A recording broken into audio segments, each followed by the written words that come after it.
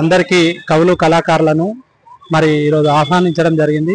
భాషా సంస్కృతి తెలంగాణ సాంస్కృతిక సారథి చైర్మన్గా నూతనంగా పదవి బాధ్యత చేపట్టినటువంటి వెన్నెలక్కకు మరి కళాభివందనాలు తెలియజేస్తూ మరి గద్దరన్నకు నివాళులు అర్పిస్తూ మా గద్దరన్న బిడ్డకు సారథి చైర్మన్ ఇవ్వడం మా కవులు కళాకారులకు చాలా సంతోషకరమైనటువంటి విషయం, శుభతరుణం. మా జీవితాలు ఇప్పుడు బాగుపడతాయని పూర్తి నమ్మకం వచ్చింది. ఎందుకంటే మా తెలంగాణకు పెద్ద దిక్కైన తండ్రి అయినటువంటి గద్దరన్న బిడ్డకు చైర్మన్గా ఇవ్వడం మాకు ఇంకా నమ్ముతున్నాం. ఈరోజు ఆత్మీయ సమ్మేళన పెట్టి మరి సారథి కళాకారులను నిరుద్యోగ కళాకారులను అందరూ కూడా పిలవడం జరిగింది. అందరు మిత్రులు చాలా రోజుల తర్వాత కలవడం జరిగింది.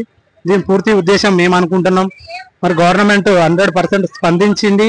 మాకు పూర్తి స్థాయిలో మరి ఇంతకుముందు కూడా ఇదే రవీంద్ర భారతిలో సన్మాన కార్యక్రమం కూడా చేయడం జరిగింది. పాటల పల్లెకి కూడా కిషోరన్ ఆధ్వర్యంలో చేయడం జరిగింది.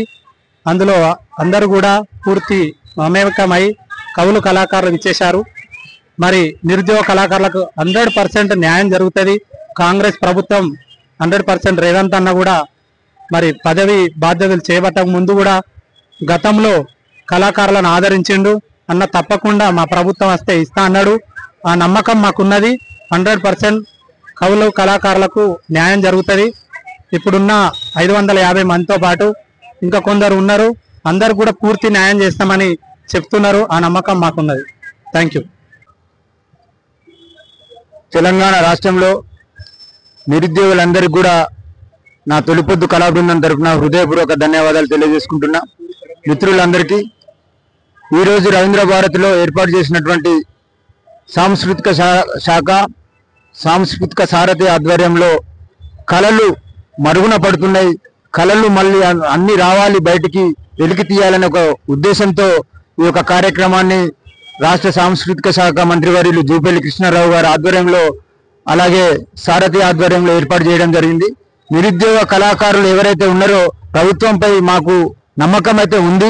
33 జిల్లాలకు గత ప్రభుత్వం 10 జిల్లాలకు 550 ఉద్యోగాలు ఇవ్వగా ఇప్పుడు 33 జిల్లాలు ఏర్పడ్డాయి. ఈ 33 జిల్లాలకు కూడా ప్రతి జిల్లాకు దాదాపుగా ఒక 10-15 మంది ఉద్యోగులను ఏర్పాటు చేస్తే మంచిదని కోరుకుంటూ మాకు పూర్తి విశ్వాసం ఉంది.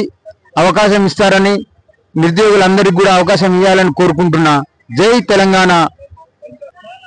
ఈ రోజు రవీంద్ర భారతిలో భాషా సాంస్కృతిక సారథి చైర్మన్ వెన్నెలక్క గారి ఆధ్వర్యంలో మరి ఇక్కడ కళాకారులను కవులను కళాకారులు అందరినీ కూడా పిలిచి సారథి వాళ్ళను కూడా పిలిచి ఇక్కడ మంచి సమావేశం ఏర్పాటు చేశారు.